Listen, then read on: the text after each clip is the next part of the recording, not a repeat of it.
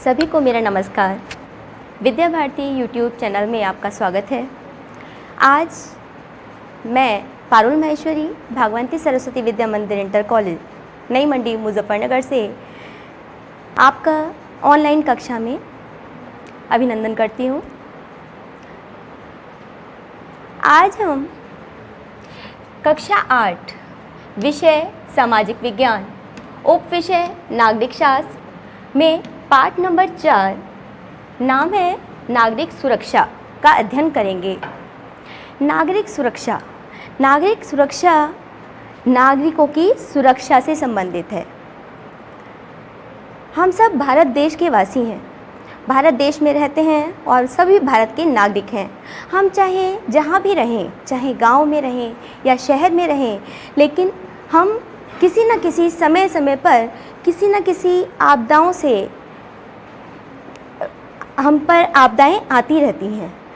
कोई ना कोई आपदा हमें घेरे रहती हैं, जैसे बाढ़, भूकंप, महामारी, दुर्घटना आदि। जैसे दुर्घटना कैसे हो सकती है कि पानी में बह जाना, पानी में डूब जाना, आग लग जाना और अन्य ऐसे ही कई समस्याएं हैं जिनका हमें सामना करना पड़ता है।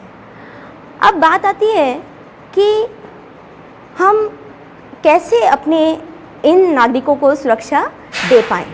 द्वितीय विश्व युद्ध के बाद जब जन धन की हानि हुई तो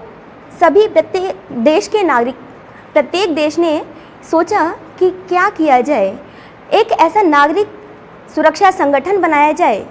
सबने यह एक अपना ध्येय बनाया। जब हम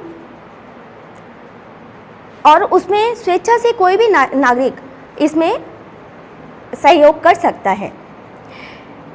आगे जब ये भारत हम वहाँ आते हैं कि संगठन, हमारा जो नागरिक सुरक्षा संगठन है वो कब बना।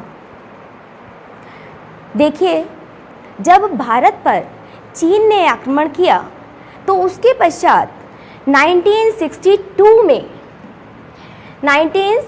में इसकी स्थापना की गई।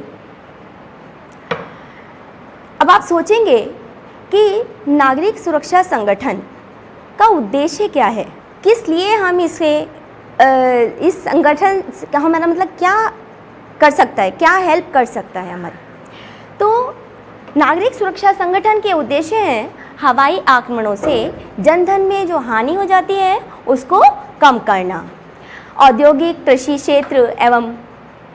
क्षेत्र में उत्पादन बनाए रखना, जनता का मनोबल बनाए रखना।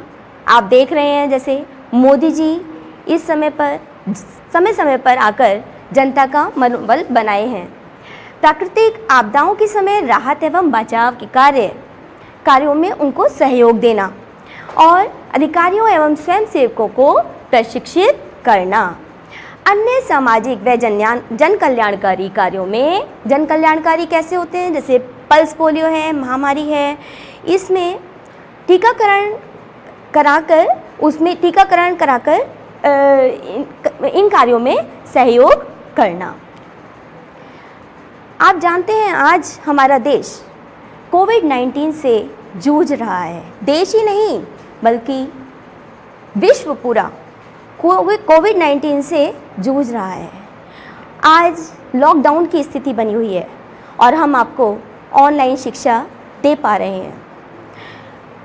आप ये सब आपदाएं हैं जिनका आपको मैं बता रही हूँ कि आप इनसे कैसे उभर सकते हैं। आप इस टाइम पर घर पर अपना रहें, सुरक्षित रहें, अपने घर और परिवार का ध्यान रखें।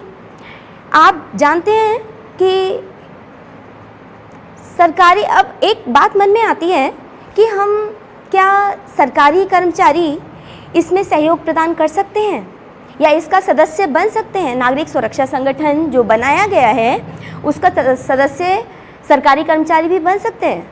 हाँ, बिल्कुल, सरकारी हो, गैर सरकारी हो या स्वयंसेवी सेवक हों, वो सभी अपना सहयोग प्रदान कर सकते हैं या इस नागरिक सुरक्षा संगठन का सदस्य बन सकते हैं। आगे आपने जाना कि हमारे यहाँ गैर सरकारी, सरकारी सभी इसमें अपनी सेवाएं प्रदान करते हैं, लेकिन एक प्रश्न आएगा कि क्या सुरक्षा, ये जो नागरिक सुरक्षा संगठन है, इसका दायित्व केवल नागरिकों का ही होता है? नहीं, बिल्कुल नहीं। देश का प्रत्येक नागरिक, प्रत्येक वर्ग, प्रत्येक संस्था इस नागरिक सुरक्षा संगठन में अपना सहयोग कर सकती है। वो किसी भी तरह के बचाव और राहत के कार्य कर सकती है। इसमें आपको किसी अन्य तरह की परेशानियां जैसे आती हैं कि जो भी हमें देश से संबंधित या देश के लिए करना होता है, तो हम हमेशा जागरूक रहते हैं। नागरिकों का सबसे ज़्यादा खतरा नागरिकों को किस चीज़ से होता है? नागरिकों को सबसे ज़्यादा खतरा हवाई आक्रमण से, हवाई हमले से होता है। हवाई हमले का अर्थ है कि ऊपर से गोलाबारी या बमबारी की जाए। हवाई आक्रमण जब होता है तो वो सारे जो मकान, हमारी जो संपत्ति है, जनधन है, उसका काफ़ी हानि होती है। इसलिए हवाई आक्रमण से बचने के क्या क्या उपाय हो सकते हैं? नागरिक का सबसे ज़्यादा जो ध्यान जाता है वो निम्न माध्यमों से हम उनको सूचना हमें मिल जाती है। तो जो नागरिक सुरक्षा संगठन के लिए जो आपको सूचना के माध्यम हैं वो ये हैं, जैसे हमें television, telephone, mobile phone, wireless, radio, विद्युत सायरन, हैंड सायरन, सूचना संकेत, इन सभी माध्यमों के द्वारा हम जान पाते हैं कि हमें हमारे ऊपर या क्षेत्रीय स्थान पर हवाई हमला होने वाला है। हवाई हमले को जो हमें संकेत मिलते हैं वो संकेत आपको सूचना संकेत यहाँ बताए गए हैं। देखिए, प्रशासन के लिए जो अब हमले की संभावना होती है, हमले की संभावना पर पीला रंग, हमला टल जाने पर प्रशासन के लिए सफ़ेद रंग, हमला प्रारंभ होने पर क्षेत्रीय जनता, जो जहाँ जिस जगह पर हवाई हमला होने वाला है वहाँ के नागरिकों को लाल रंग की झंडी, दिन में लाल रंग की झंडी और रात में लाल रंग की झंडी तो दिखाई नहीं देगी, तो इसलिए लाल बत्ती का प्रयोग किया जाता है। और हमला समाप्त होने पर प्रशासन और नागरिकों के लिए हरा रंग संकेत में आता है। आपने जाना कि हमें हवाई हमले किस किस के माध्यम से हमें पता लगता है कि हमारे यहाँ ऊपर हवाई हमला होने वाला है। अब आते हैं कि इससे बचाव के क्या क्या उपाय हो सकते हैं। हवाई हमले से बचाव के उपाय। अभी हवाई हमला हो गया तो उससे कैसे बचा जा सकता है? तो ज़मीन पर पेट के बल लेट जाना चाहिए। दूसरा पॉइंट, हमले से बचने के लिए सुरक्षित स्थान पर चले जाना चाहिए। कानों में रुई डाल लेनी चाहिए। दांतों के बीच लपेटा हुआ कपड़ा दबा लेना चाहिए। इन सभी कारणों से उपायों से हम अपने को सुरक्षित कर सकते हैं। लेकिन अगर हवाई हमला हो ही गया है तो अब उसमें जो प्राथमिक चिकित्सा दी जाएगी, जो घायल हो जाएंगे नागरिक, उनके लिए जो प्राथमिक चिकित्सा दी जाती है, तो प्रश्न उठता है कि प्राथमिक चिकित्सा कौन करता है? प्राथमिक चिकित्सीय सेवक जो होते हैं वो करते हैं। उनके द्वारा हमें प्राथमिक चिकित्सा दी जाती है। जैसे आग लग जाना। अब आग लग जाती है अगर, तो आग लगने पर आप जानते हैं घरों में अगर गैस वगैरह है सभी के, एलपीजी गैस जो होती है, लिक्विड पेट्रोलियम गैस, जो कि आपके घरों में जलाई जाती है, वो कई बार लीकेज हो जाए या वहाँ आग लग जाए, सिलेंडर फट जाए, क्या किया जाता है वहाँ पर? उस जगह जब हम वहाँ आग लग जाए तो उसे जूट की बोरी से ढक देना चाहिए। दरवाजे खिड़कियाँ खोल देनी चाहिए आपको, और नीचे सबसे पहले उसका नॉब बंद कर देना चाहिए, रेगुलेटर का नॉब बंद कर देना चाहिए। बिजली के किसी भी उपकरण पर पानी नहीं डालना चाहिए, पानी डालने से करंट लग सकता है। तो सबसे पहले मेन स्विच उसका ऑफ करना चाहिए। ये सभी जनरल बातें मैं आपको इसलिए बता रही हूँ कि ये सभी हमारे दैनिक उपयोग की चीज़ें हैं और हमें आना भी चाहिए कि कहीं ऐसी अवस्था आ जाए तो हम अपने आप को कैसे सुरक्षित कर पाएँ।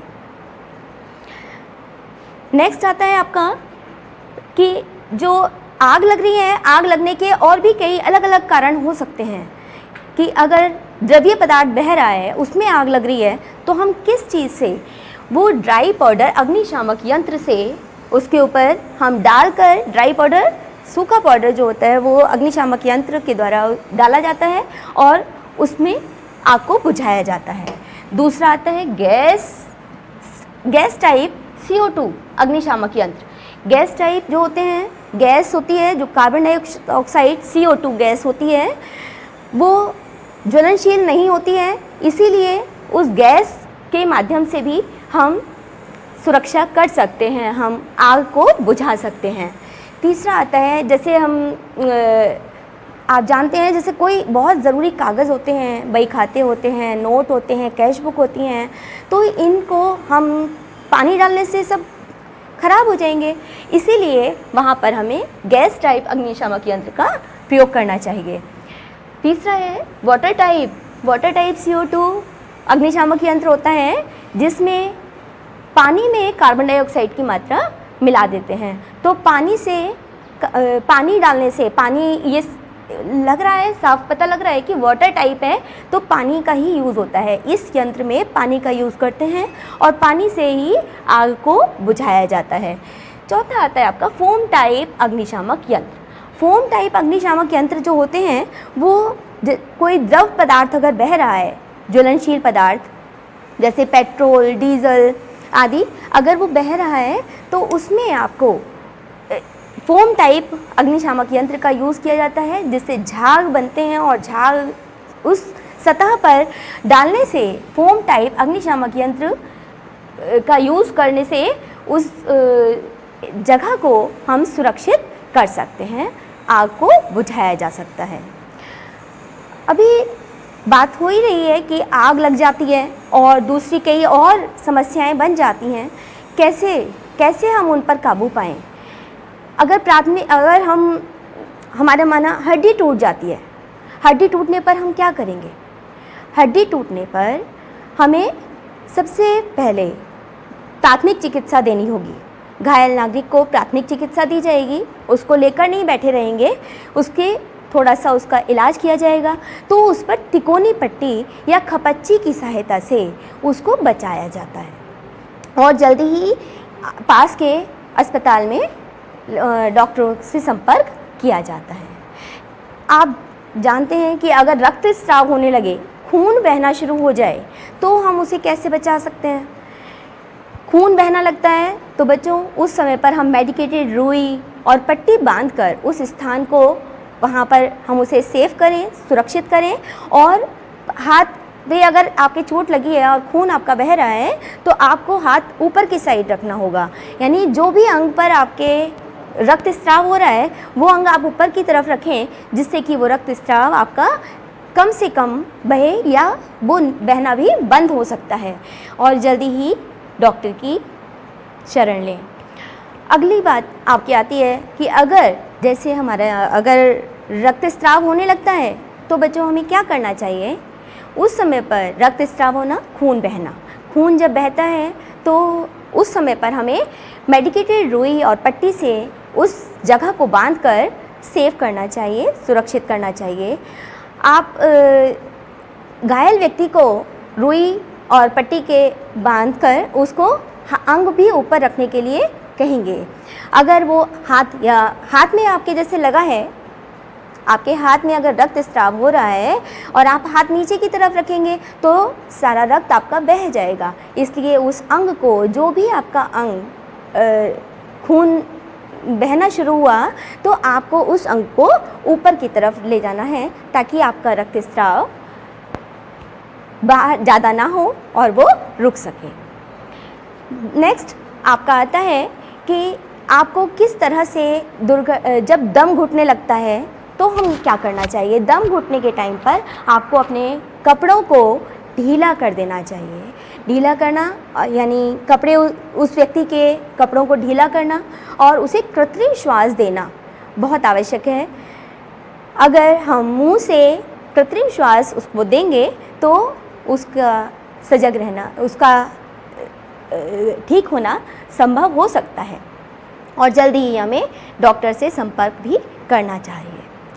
आज का पाठ आपका यहाँ पूर्ण होता है।